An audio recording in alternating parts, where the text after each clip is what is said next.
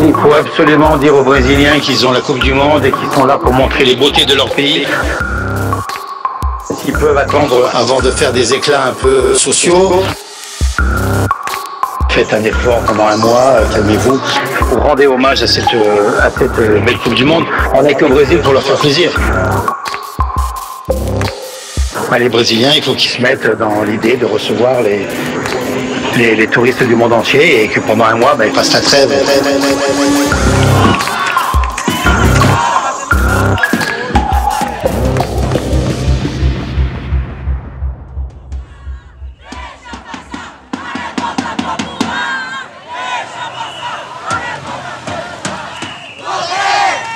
Porque até então eu entrar no movimento, eu pensei que só eu pensava desse jeito, que só eu era indignada do país.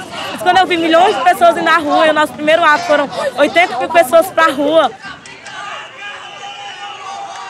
O que aconteceu foi que com a Copa, né, e aí muita gente estava indignada com a Copa, então isso acabou juntando todas essas indignações, né, e aí surgiu os movimentos de junho, mas isso já é um processo que já vinha se dando no Brasil e que continuou depois de junho. Mas o que aconteceu foi que as direções dos movimentos ficaram atrabalhoadas, sem saber como é que reagir, e o povo sabia como fazer. Vamos para a rua, vamos exigir reforma agrária, vamos exigir passe livre, vamos exigir melhores condições de saúde, mais investimento na saúde, vamos exigir que nossos tios, primos e avós não morram mais na fila dos hospitais, né, como aconteceu comigo, acontece com todo mundo aqui no Brasil.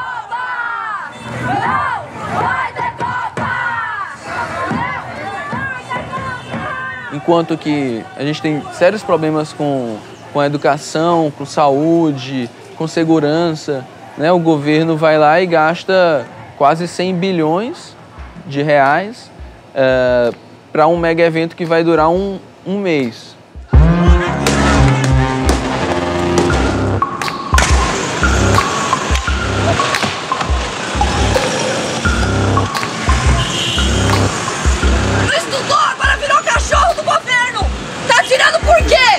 Por que tá tirando?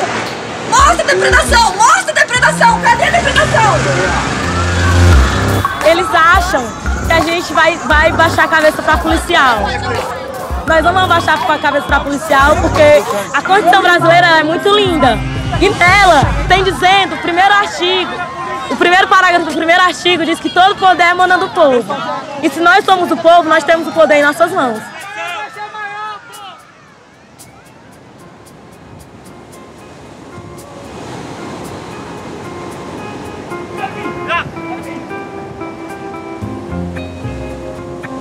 Fortaleza é a sexta capital brasileira em população, é uma das principais cidades do turismo aqui no Nordeste do Brasil. Cidade que faz muito calor o tempo todo, quase não chove por aqui. Vive basicamente do turismo e do comércio. É uma cidade muito identificada com o sol, com o mar e com a beleza das pessoas. Por outro lado, Fortaleza é uma segunda cidade brasileira mais violenta, a sétima cidade mais desigual do mundo. Então aqui nossos ricos são muito ricos e os nossos pobres são imensamente mais pobres que a maioria dos pobres no Brasil.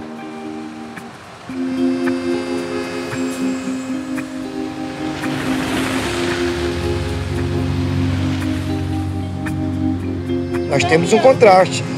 Nós somos uma cidade que tem 3.200.000 habitantes, em contrapartido, nós temos 700 mil pessoas passando fome. Isso é muito triste.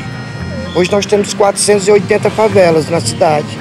Pessoas que moram sem nenhuma dignidade humana. Moram debaixo de uma lona, debaixo de um papelão, não tem saneamento, não tem escola, nada. Isso tudo cria problema para a segurança da cidade.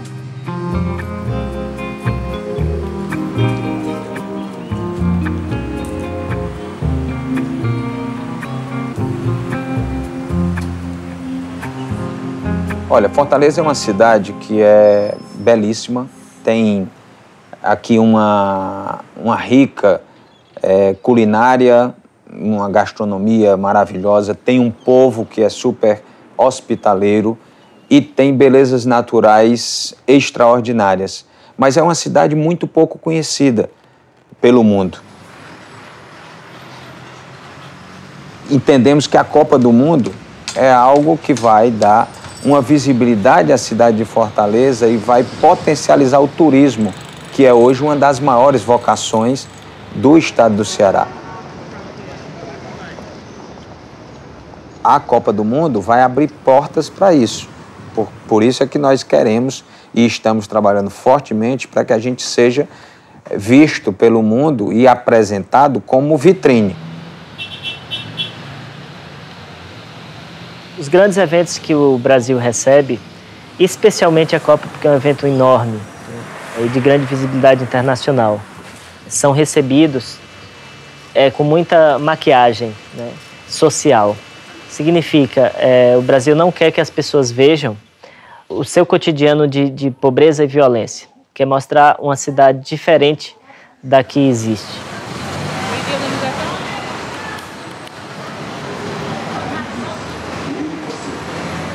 Comecei numa família muito humilde, né, na periferia, em Fortaleza. E foi muito ruim, né, a minha infância. Não foi nada bom, que nenhuma criança quisesse ter a infância que eu tive. Comecei bem novo, tinha uma faixa de 4, 5 anos, minha mãe mandava eu ir pra rua. Hoje em dia eu consegui, né, mudar para melhor. Antes eu dormia na rua, não tinha onde dormir. Passava o dia acordado com medo das pessoas roubar meu material, né, que eu vendia no meio da rua, bombons, roubar a bolsa, o dinheiro que eu tinha apurado no dia. E entre outras coisas que poderia acontecer se eu dormisse, né, acabasse dormindo. E daí eu não dormia.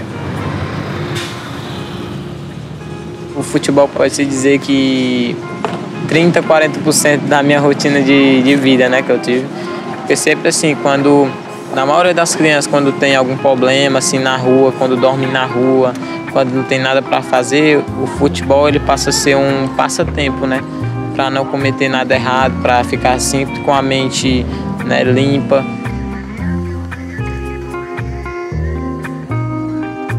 Aí pode-se dizer que é muita coisa na vida de cada um, não só na minha, mas na vida de cada criança, pode-se dizer que é muita coisa futebol. Geralmente as crianças que estão na rua, também os adultos, eles ficam nos lugares onde o turista está. Porque é uma maneira que eles encontram de conquistar mais dinheiro. Porque o turista vem e se sensibiliza, se impacta com aquela cena e aí acaba querendo ajudar.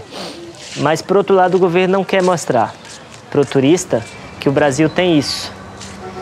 E nesses momentos é muito comum o acionamento da polícia para fazer uma espécie de limpeza desses lugares, ou seja, onde dormem crianças na rua, onde dormem adultos, onde estão pessoas pedindo esmola.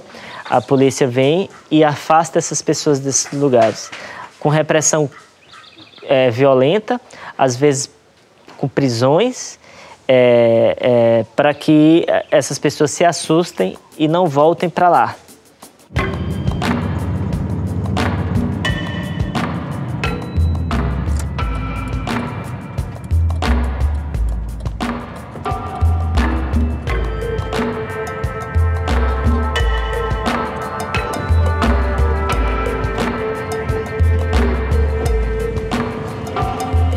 Meu nome é Mariana, tenho 16 anos, concluí ensino médio agora, sou prostituta e pretendo fazer uma faculdade de medicina.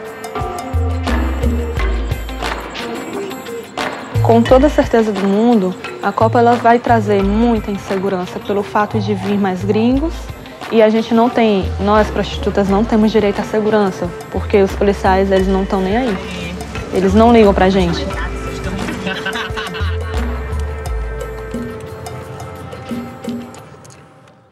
Tenho medo pelo fato de saber que vai vir mais gente desconhecida, que a gente não conhece, pelo fato da gente ser novas e a gente ter pouca força, pouco apoio, entendeu? A gente não pode lutar por aquilo que a gente quer. Então, assim, se vier uma pessoa e me agredir, eu for dar parte, e aí? Ele tem dinheiro? Aqui é tudo na base do dinheiro. Ele tem dinheiro, ele vai se soltar e eu vou ficar ali. Na rua, talvez elas corram mais perigo, sim. Porque, sem dúvida nenhuma, eu creio que quando chegar na semana da Copa, o governo vai querer dar uma limpada na cidade, né? Para mostrar que Fortaleza é belíssima, é linda, você pode andar despreocupadamente por todas as ruas que não vai ser incomodado sob nenhum aspecto. E o que vai acabar acontecendo é que elas possam ser tiradas desse processo, né? A pergunta que devemos fazer é: por que precisam sair? Quem está incomodado com eles? E por que tem que ser assim? Por que tem que ser através do medo e não de soluções planejadas e com foco na garantia dos direitos dessas pessoas? Só um grupo leva vantagem nisso, que é o governo e sua estratégia de marketing para tirar o foco da pobreza durante os eventos que ele realiza aqui.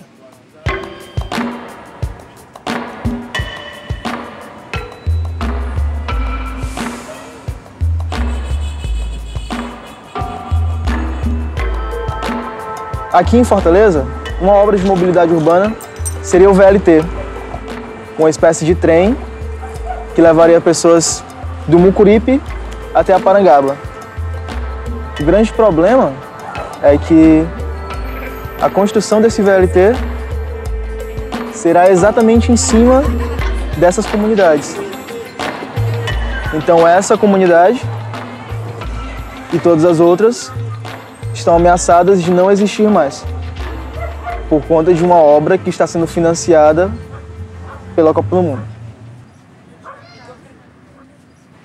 São 23 comunidades, só do VLT dá em torno de 10 mil pessoas, né? Só para essa obra, que vão perder suas casas. São pessoas que não têm problema de habitação, são pessoas que já moram lá há 10, 20, 15, 30, tem comunidades que já têm 80 anos, que estão lá, vivendo lá naquele mesmo local, né? Se diz muito que é uma obra que vai desafogar o trânsito, que vai trazer vai melhorar a questão da mobilidade na cidade, só que, na verdade, esse VLT está passando em cima de uma antiga linha de trem de carga, que não foi pensado para resolver o problema da mobilidade. É uma obra que foi acordada tendo em vista a necessidade dos turistas de se deslocarem dos locais do centro, onde se localiza a maioria dos hotéis de luxo, em direção ao Castelão.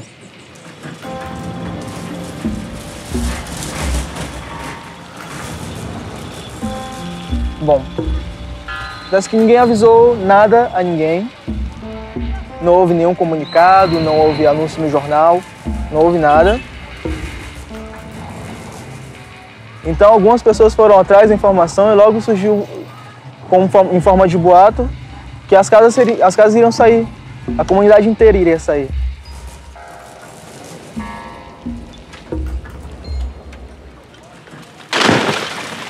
Inicialmente, elas marcaram as casas das pessoas simplesmente com um código na porta da casa delas, como estivesse dizendo, marcada para sair. Muito antes, inclusive, de todo o processo legal.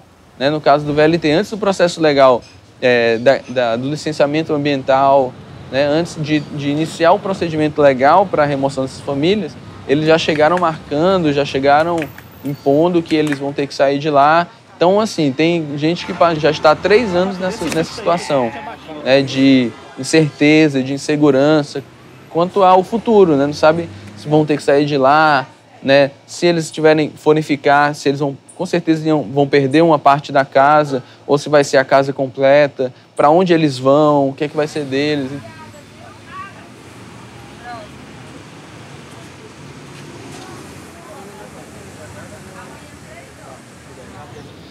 Os impactos com relação às remoções, isso é natural. Quando nós fizemos o projeto do veículo leve sobre trilho, o primeiro projeto estimava desapropriações de 7 mil casas. Nós juntamos os técnicos e fomos reavaliar, fomos reestudar, fomos ao campo examinar como é que poderia ser o menor impacto possível, e isso se reduziu menos da metade. Hoje é algo em torno de 3 mil. Agora, é inevitável que isso aconteça, por quê? Porque aonde há as principais interferências eram áreas que o terreno era da União e foi invadida pela população. As pessoas não têm a titularidade da terra, as pessoas não têm o mínimo necessário. E o que é que nós estamos fazendo enquanto governo? A gente tem ido dialogar com essas famílias e temos colocado para eles a verdade, olhando no olho das pessoas e falando com sinceridade. O que nós queremos é lhe dar dignidade. Queremos lhe dar uma casa sem custo para você, com a titularidade da casa no seu nome.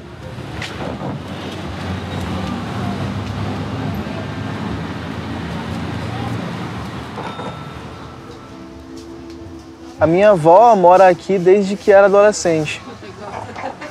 Ela tem 70 anos, ela já deve morar aqui há quase há 60 anos. Ela mora aqui. Ofereceram a ela uma proposta muito pequena pela casa dela. Junto com a minha avó moram minhas tias, meu tio, meus primos, as esposas dos meus primos, uma criança recém-nascida, David. Uma casa com todas essas pessoas está recebendo uma proposta muito pequena, uma proposta que não oferece à nossa família uma oportunidade de comprar uma outra casa. Então todas as pessoas vão parar aonde? As pessoas vão morar aonde? O Estado, o governo, ele não responde isso pra gente. A gente acredita que, de forma alguma, é uma obra que vem para resolver o problema da mobilidade, né? Muito ao contrário, é uma obra que o que a gente tem percebido é que, na verdade, essa obra está vindo para aprofundar ainda mais o problema da segregação, né, social na cidade. Então, é uma obra que, na verdade, privilegiar a especulação imobiliária, valorizar aquelas áreas, retirando aquelas comunidades carentes dali, né, e colocando-as lá no extremo sul da cidade, que é num lugar que já fica na fronteira com outro município daqui, né? Então, em alguns casos, mais de 20 quilômetros de distância do local de origem.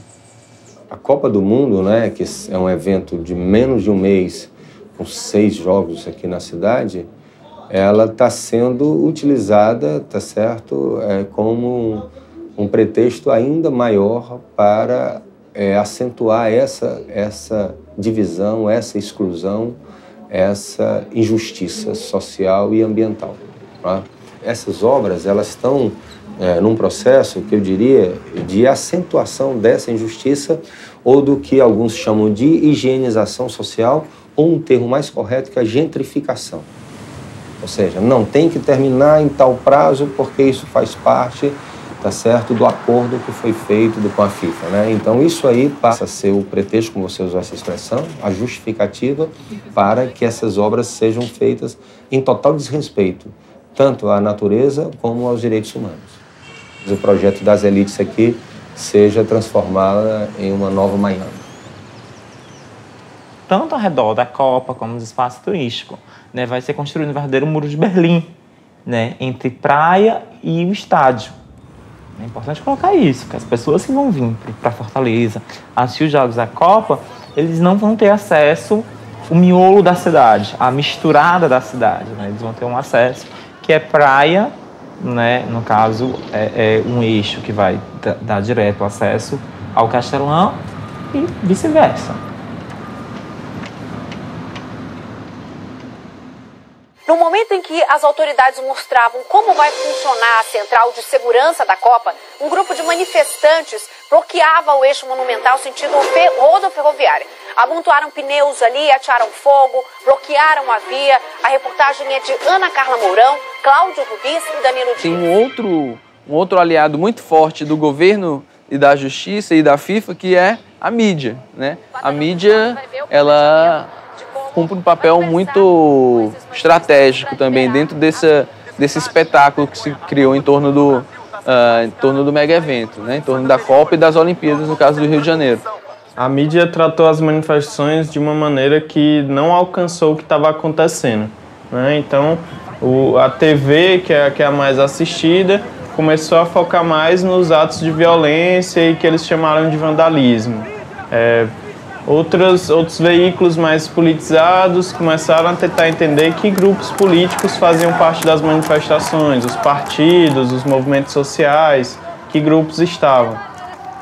E a mídia alternativa foi a que mais participou de dentro das manifestações. Então, os vídeos que estavam no YouTube, as postagens no Facebook, eram um tipo de cobertura que estava mais por dentro do que estava acontecendo, sem essa responsabilidade de querer dizer o que está acontecendo ou não, mas simplesmente cobrindo.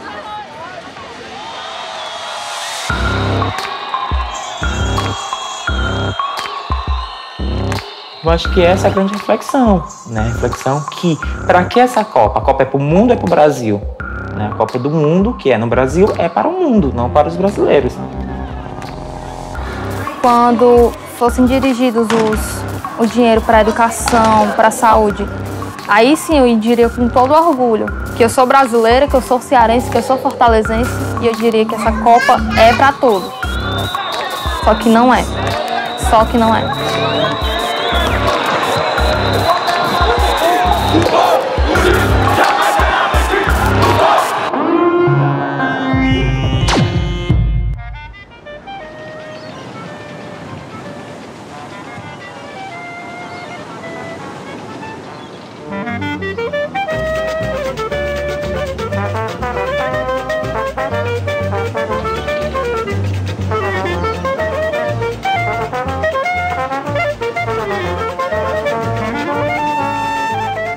Bom, eu gosto muito de futebol, entendeu? Então eu tenho meu time inclusive tem as cores da bandeira da França, vermelho, azul e branco, é o Fortaleza, e fui acostumado a ir para estádios desde cedo com meu pai. Então, agora, o futebol se transformou num grande negócio, essa é a questão, um negócio de transnacionais, de multinacionais. Então ele perdeu muito do seu encanto nesse aspecto. Então, a Copa não é só futebol, porque ela se transformou exatamente, tá certo, nesse grande negócio, né? E na medida em que o lucro está acima da vida, né, que o próprio sistema capitalista tem essa compreensão, não é? Então se atropelam os direitos, se destrói a natureza, se destroem vidas em função de um evento, né, de pouco mais de um mês, não é?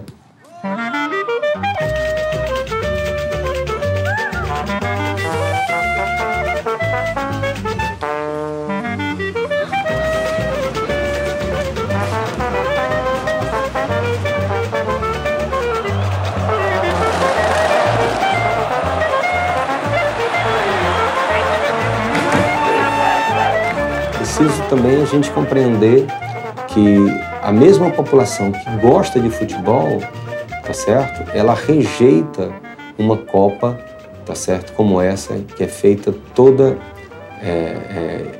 em cima do lucro e da injustiça. Então, eu acho que essas duas coisas, assim, ou seja, você pode continuar gostando de futebol e pode não querer que a Copa seja isso que está sendo feito aqui no Brasil e que aconteceu em outras partes do mundo, né?